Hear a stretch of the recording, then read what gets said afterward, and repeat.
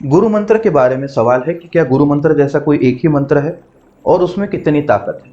याद रखना, ये ताकत की बातें, ये शक्ति की बातें, ये बेवकूफ लोगों की है जिन्हें ये सवाल है कि गुरु मंत्र से क्या ताकत मिलेगी, गुरु मंत्र से क्या मुझे मिलेगा।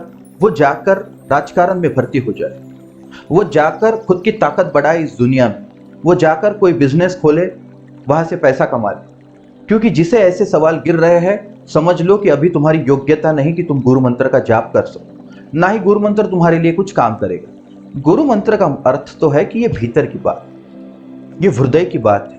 ये तो ऐसी बात है कि जब तुम तुम्हारे गुरु के प्रेम में हो और उसका नाम तुम्हारे हृदय से जा नहीं रहा, तब तुम्हारे हृदय से वो मंत्र गुंजयमान होगा कि बस तुम बोल दोगे, 10 बार भी बोल दोगे तो भी पहुंच जाएगा। और ऐसे लोग हैं कि जो लाखों का अनुष्ठान कर जाते हैं लेकिन गुरु तक पहुंचता नहीं, क्योंकि अब तुम कैलकुलेटिव माइंड से बैठे। तुम्हें वो माला से लेना देना है, मंत्र से लेना देना नहीं।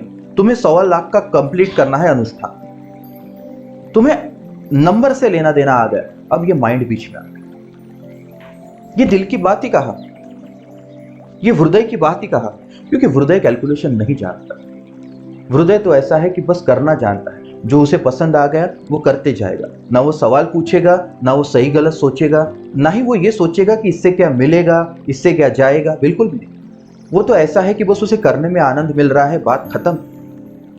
ये तो माइंड गेम है कि इससे क्या मिलेगा, कितने जपने के बाद कितना मिलेगा, कितने से क्या होगा, ये तो बिजनेस है। तो जब भी तुम्हें गुरु मंत्र जपते हुए या गुरु मंत्र के प्रति इस तरह के विचार आए, समझ लेना तुम्हारे लिए गुरु मंत्र नहीं है। किसी के लिए हो सकता है लेकिन तुम्हारे लिए जरूर नहीं, क्योंकि तुम कैलकुलेटिव माइंड के इंसान हो।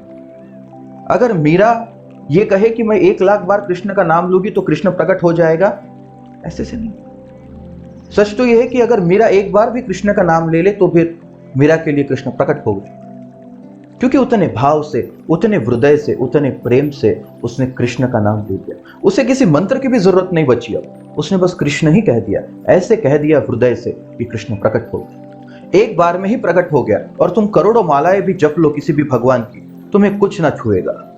उल्टा भगवान भी तुमसे डर के दूर चला जाएगा कि बाबा इसके पास नहीं जाना, क्योंकि अगर इसको अपन मिल गए तो हो सकता है कि ये कह दे कि अब तेरे से ऊंचा बना दे मुझे।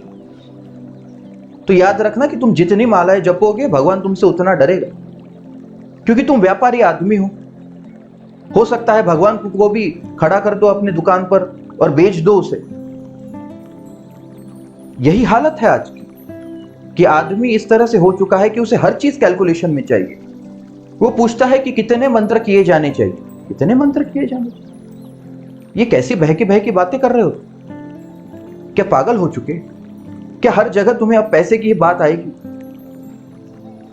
क्या माँ अपने बच्चे से कहती है कि मैंने तुझे इतना दूध पिलाया है तो तू मेरे लिए इसका कर्ज इस तरह से उतार? क्या माँ के भीतर भी ऐसी चीज चलती है कि मैंने तुझे इस तरह से संभाला, मैंने तेरे लिए इतने पैसे, इतने रातों को खर्च किया, रात रात भर जागी, तेरी चड्डियां बदली? कभी माँ के दिमाग में भी आती है चीज? क्यों? क्योंकि वो प्रेम करती है अपने बच्चे से।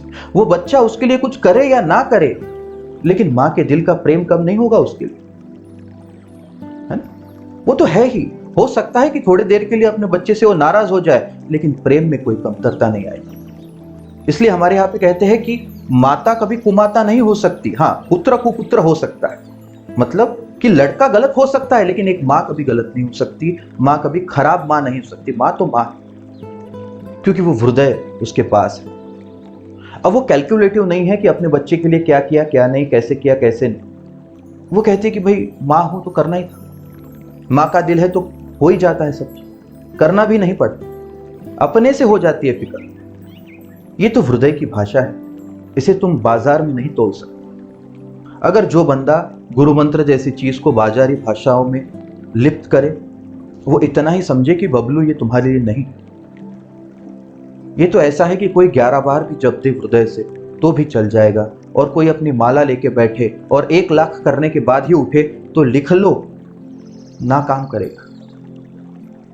ऐसे बहुत से लोग हैं आश्रम से जुड़े हुए जो दिन भर में बहुत बार गुरु मंत्र करते हैं, और मैं यकीन से साथ तुम्हें आज ईमानदारी से कह दूं कि कुछ ही लोग हैं हाथ पर गिने हुए कि जिनका गुरु मंत्र मुझ तक पहुंचता है।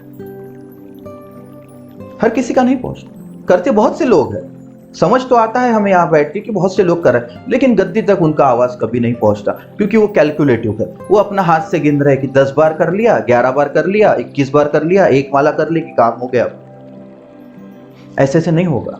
तुम दुकानदारी की भाषा अध्यात्म में मत लाओ। दुकानदारी करना है, जाओ बाहर की दुनिया में करो, क्या करना। अगर यहाँ बैठे हो तो अपने हृदय के साथ बैठ। यहाँ बैठे हो तो इस तरह से बैठना कि बस बैठे हो। अगर गुरु मंत्र करना हो तो ऐसे करना कि बस हृदय से आए, जितना भी आए, चाहे 2 ही बार निकले तुम्हारे मुख से, लेकिन पूरे हृदय से निकले। ऐसे डूब कर तुम निकलो उस मंत्र से कि बस। और वो मंत्र, कोई भी गुरु मंत्र, किसी भी गुरु का मंत्र, उस गुरु की ऊर्जा का प्रारूप होता है। जो मैंने अनुभव किया, जो मेरे पास है, जो कुछ भी, उसका साक्षात्कीकरण उस मंत्र में।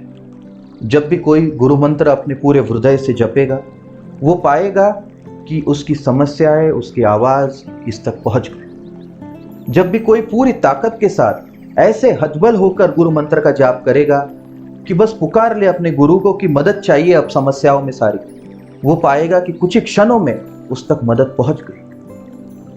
और ये कर कर देखने की बात है, ये कोई भरोसा करने की बात नहीं है। मैं तुमसे कहता हूं, मैं हमेशा कहता हूं कि जब भी तुम्हारी जीवन में तुम्हें कुछ ना सूझे, जब भी तुम ऐसी परिस्थितियों में आ जाओ कि ना आगे दिखे ना पीछे, जब भी तुम ऐसी परिस्थिति में हो कि जब तुम्हें कुछ समझ ही नहीं रहा है कि तुम्हारे जीवन में हो क्या रहा है, बस एक बार हृदय से गुरु मंत्र का जाप कर लेना या मुझे याद कर लेना, और तुम पाओगे कि बस तुम्हारी याद ही काफी है और गद्दी ने तुम्हारे लिए सारे के सारे रास्ते खोल दिए। कुछ ही क्षणों में तुम पाओगे कि तुम तक मदद पहुंच गई। और ये अनुभव करने जैसी चीज है, भरोसा करने जैसी। तो प्रिय, इतना ही याद रखना कि गुरु मंत्र हृदय की बात है, बाजार की नहीं।